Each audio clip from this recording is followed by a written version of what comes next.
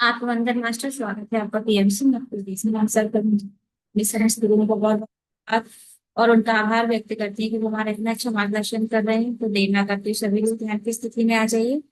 आंखों को कोमलता से बंद कर लें। पैरों को क्रॉस कर लीजिए।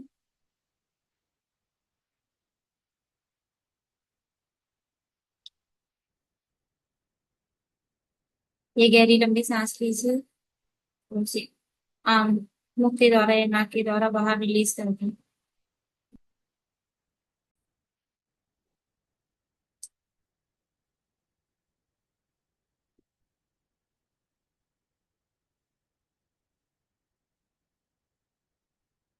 एक और गहरी लंबी सांस।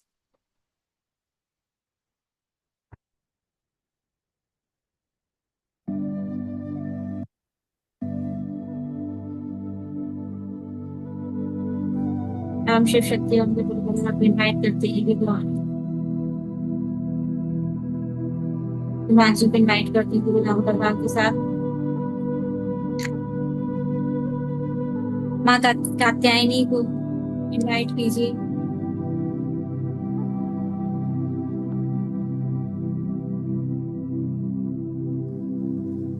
ऐड कर लीजिए मास्टर।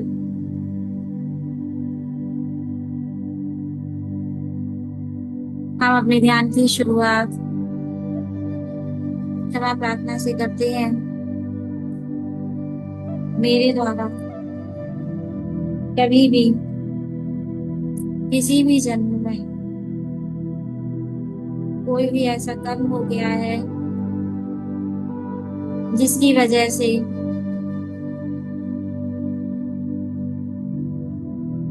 ये मानसिक और शारीरिक रूप से किसी के कष्ट का कारण बने,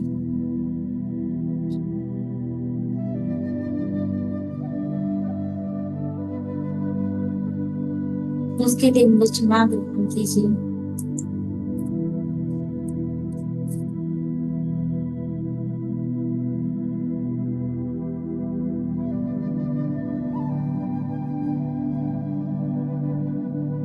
आप लोग विजुलाइज कीजिए कि माँ कात्यायनी के साथ उपस्थित है।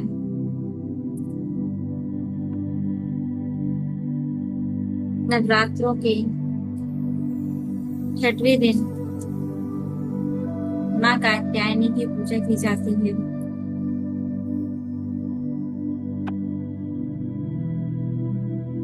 पौराणिक कथा के अनुसार महर्षि कात्यायन की तपस्या से प्रसन्न होकर माँ भगवती ने उनकी पुत्री रूप में जन्म लिया।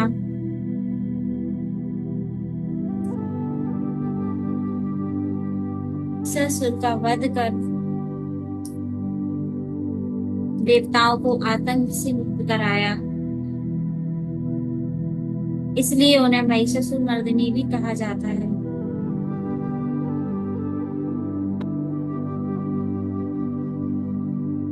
का छठा रूप कात्यायनी है।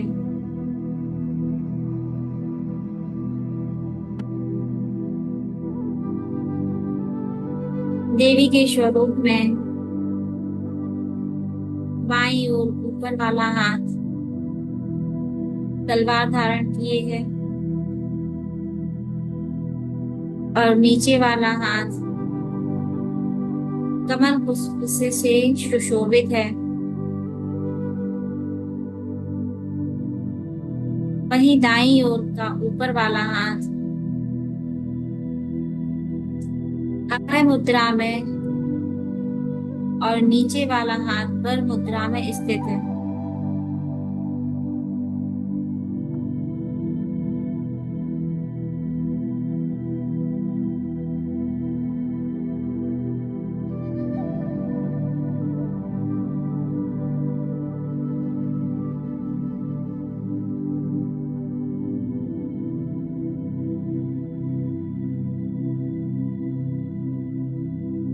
कथ नामक महर्षि के पुत्र कात्यशेय कात्य गोत्र की उत्पत्ति हुई। इसी गोत्र में आगे चलकर महर्षि कात्यायन का जन्म हुआ। उनकी कोई संतान नहीं थी, इसलिए उन्होंने माँ भगवती को पुत्री के रूप में प्राप्त करने की इच्छा से कठोर तपस्या की।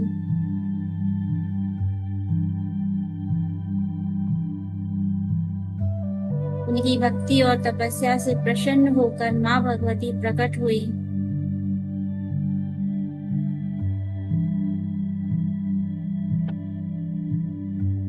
वचन दिया कि वो उनके घर पुत्री रूप में अवतरित होंगी।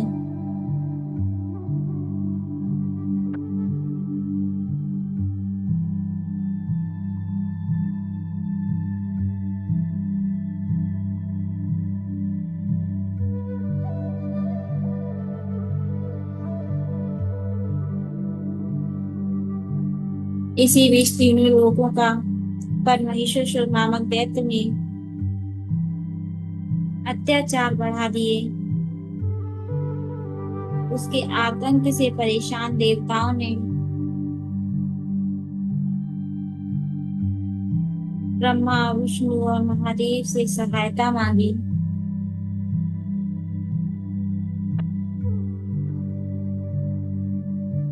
तब त्रिदेव से प्रकट होकर मां ने इनके घर में पुत्री के रूप में अवतरित होने के कारण कात्यायनी नाम से प्रसिद्ध हुई। कहते हैं कि महर्षि कात्यायन ने सबसे पहले 3 दिनों तक उनकी पूजा की। इसके बाद देवी ने संसार को महिषासुर, शुंभ, निशुंभ और अन्य राक्षसों के अत्याचार से मुक्त कराया। इस प्रकार मां कात्यायनी को महिषासुर मर्दिनी के नाम से भी जाना जाता है।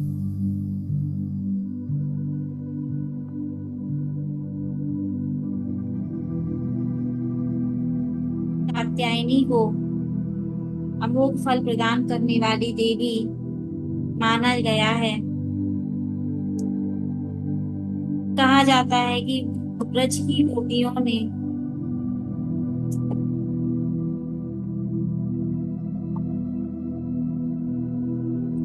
भगवान कृष्ण को पति रूप में पाने के लिए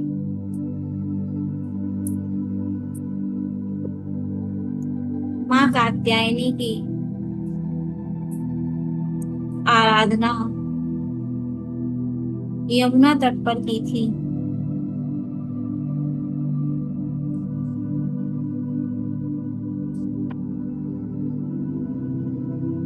इसी कारण उन्हें ब्रजमंडल की अधिष्ठात्री देवी भी कहा जाता है।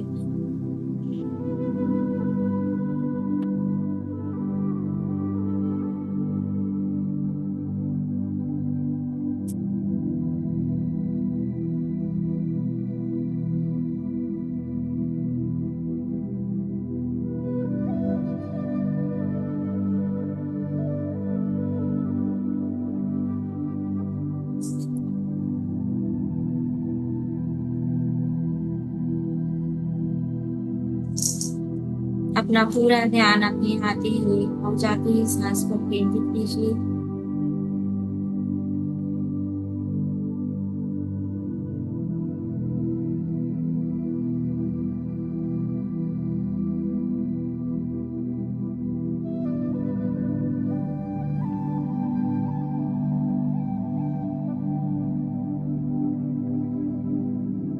कात्यायनी मां आपके साथ ध्यान में आपके साथ बैठी हुई हूँ।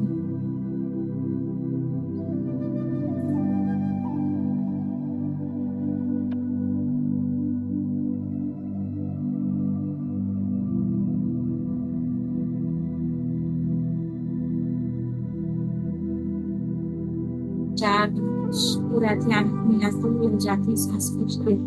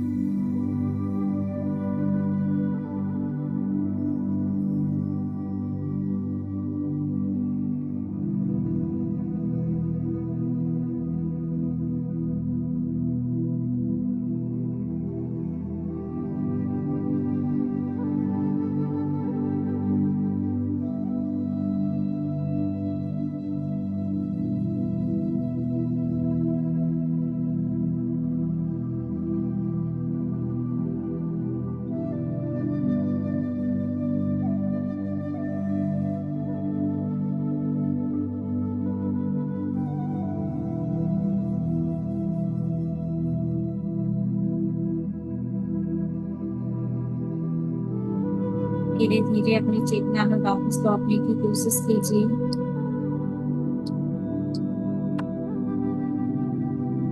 ज्ञानी को उनके लोक में विदा करेंगे।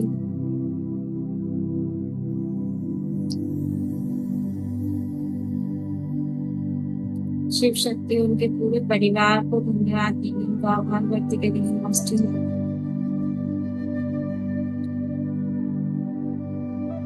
हनुमान जी को और पूरे राम परिवार को धन्यवाद देंगे। अपने गुरुओं को धन्यवाद दीजिए।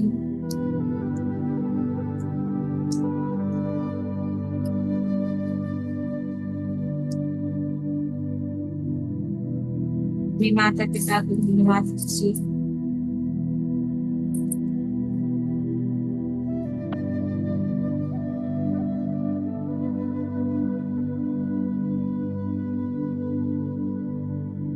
नदी, पेड़ पौधे, पर्वत,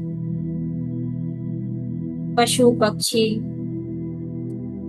सभी को धन्यवाद करते हुए अपनी चेतना को वापस लौटें और अपने दोनों हथेली उस वापस में रखकर आंखों पर रखें। 5, 4, 3, 2 और 1। पीएमसी प्रदेश में जुड़ने के लिए आप सभी का बहुत बहुत धन्यवाद। Thank you so much.